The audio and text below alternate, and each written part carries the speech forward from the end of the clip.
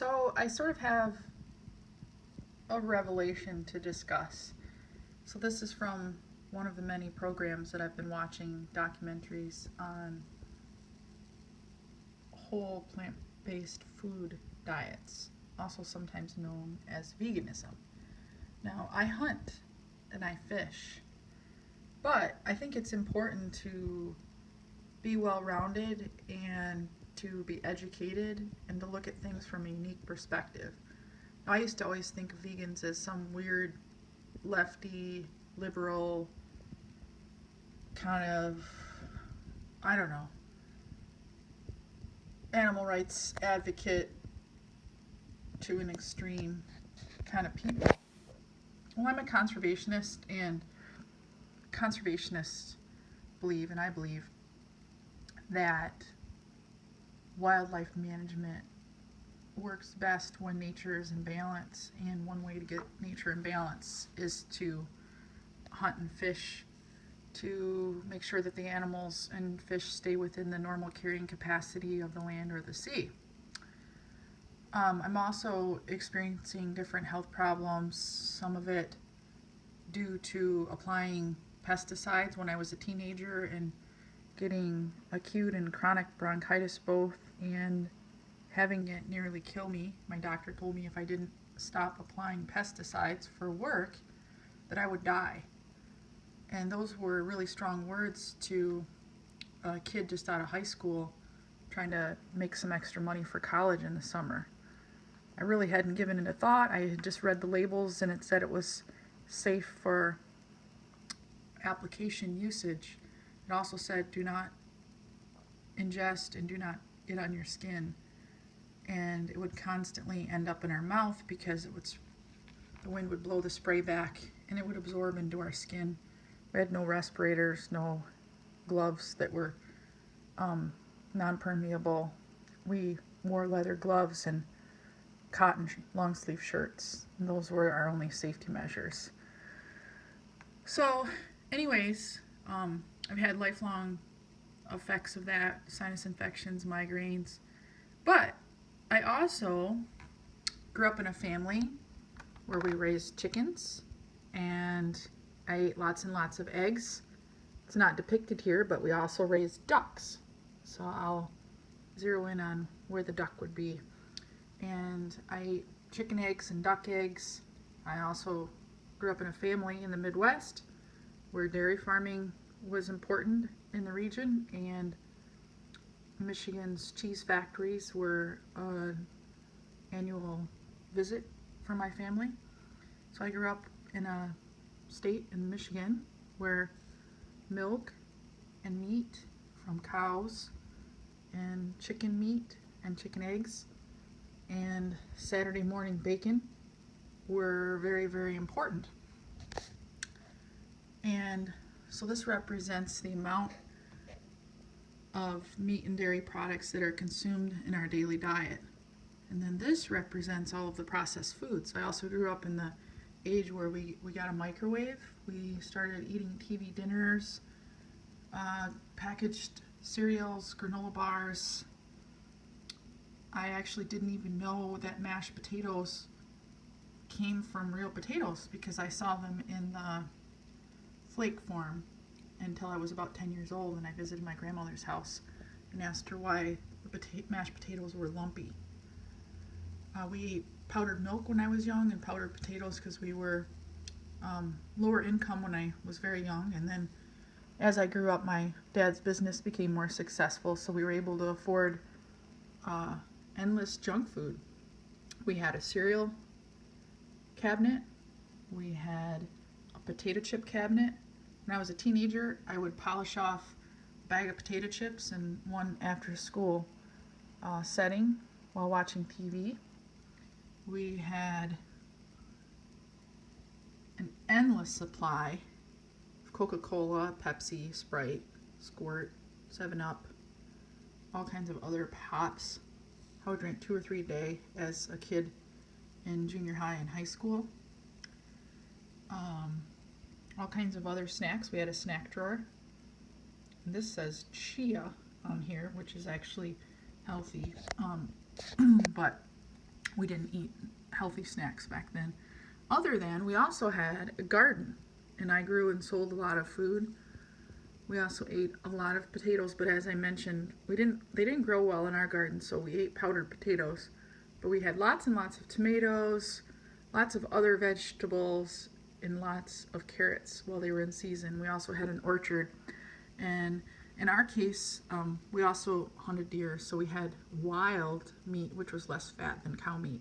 I was never a fan of beef meat. So the reason why I'm talking about this is I recently realized at 41 years old that I have an allergy to milk, an allergy to dairy. So cheese is out, milk's out, and eggs, which were always my very precious go-to, are out. Now, I used to think that those things would just make me have gas. Well, guess what? They're probably helping lead to my autoimmune deficiency, and they're also the cause, I believe, of my sinus infections, or at least one of the causal factors. As we speak, my sinuses are still draining. I've been on this no milk, no cheese, no egg reduction or change in my diet for about a week and a half now. Now I've given up pop and soda about almost 4 years ago. I stopped eating sugary cereals, and I went to Special K about 10 years ago. However, I realized Special K just turns into a fat. So now the only kind of cereal I eat is oatmeal. I gave up potato chips. I rarely eat pretzels anymore. I don't know what that's supposed to signify. Maybe licorice. I used to love licorice, gave that up. I was really addicted to fruit juices. Would drink about 2 gallons of orange juice a week. Stopped doing that. Mostly drink wild teas that I harvest. Water. And water with lemon is my go-to drink now, with no sugar added. Avoid processed sugar whenever possible, which is about 90% of the time. I used to never give it a thought. Would eat donuts at a work meeting and all kinds of things like that. I used to be an excellent baker. As a kid, I would bake something scrumptious for every single meal. My dad would often cook the meals, and sometimes my mom, and I would bake a nice chocolate cake or chocolate brownies or cookies, all kinds of pies. I'm an excellent baker. So I've been reducing that. I still do make an occasional wild blueberry pie because that's my one go-to, and also like a modified apple crisp and rhubarb crisp. But I can make it healthier with oatmeal and honey now. Chia seeds I eat. This might also signify maybe some peanuts or something. I eat a lot of those. I eat a lot of nuts. So, but the biggest thing is I did cut back potatoes about 5 years ago. I eat a lot less potatoes because I realized they're very heavy carb starch and it just turns to fat. So what I haven't done up until now, well, I have a little bit. I started drinking green smoothies probably about 5 years ago. So I turned my breakfast from this to this. So this became my breakfast. However, my lunch and my dinner were still sometimes this, sometimes a little of all of this actually, except for maybe the cola. But now I'm changing. So I've gotten rid of this, other than a little bit of honey, a little bit of maple syrup, maybe once or twice a week that I add. But I still do have sugars in the form of, carrots, carrot juice, natural sugars, honey, maple syrup. I recently just got rid of this, all of this actually. So this is a new thing I've just tried. Now I still do eat wild game and wild fish. So I'm not a vegan. I'm not really sure what you would call it. Sort of like a freegan. But basically, I'm a hunter-gatherer, and what I don't gather, I buy organically or grow organically. So I'm a hunter, gatherer, grower, organic-er, I guess is maybe how you would say it. So what I've found already, mostly, is that my sinuses are clearing up. I'm seeing less staph infections because I had it in my blood from autoimmune deficiencies.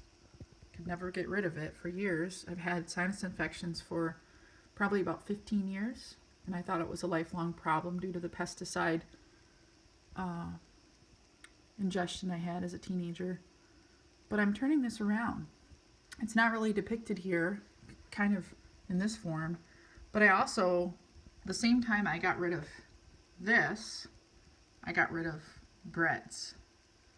Now that's really hard. So the hardest thing for me so far is getting rid of the breads and the eggs. Third hardest is the milk. And out of all the meats I eat, corned beef and bacon are my two favorites. So I'm not saying I have to give all this up completely, but I'm going to reduce it by about 90% in my diet. But the biggest thing that I'm changing is I'm adding about 15 times of this, at least, maybe 20, 30, 40 times, vegetables. And along with that, some fruits, but mostly vegetables. So I'm still a hunter, but I'm more of a gatherer, and I'm realizing the importance of plant-based foods in my diet. And I'm also, unfortunately, one of those people that has this allergy to dairy products, which it sounds like about 80% of the world's population does. So unfortunately for me, I have to give up some things, but what I'm hoping to gain and what I am gaining is health, hopefully a longer, happier, healthier life, free of disease or reducing the amount of disease. I've had 3 fibroid cyst surgeries, and I was asked by the doctor to have a hysterectomy at 22. I was not interested in that, and instead I've changed my diet steadily over the years, and I had some fibroids starting to grow, and because of Obamacare I didn't have any insurance, and so what I've done instead is treat myself holistically in the last few years. And right now I'm on like a 6 to 8 month wait for one particular insurance through Obamacare. And in the meantime, I am seeing a reduction in those cysts. I can tell by the signs and the symptoms, because cancers are fed by this, which can also come in the form of this, this, this, this, and this, and this. So cancers are fed by this. So are problems with diabetes. So are problems that most people we know in the United States face from obesity comes from one form of sugar in processed foods. So I'm trying to increase my lifestyle and likelihood of living a long, happy, healthy life.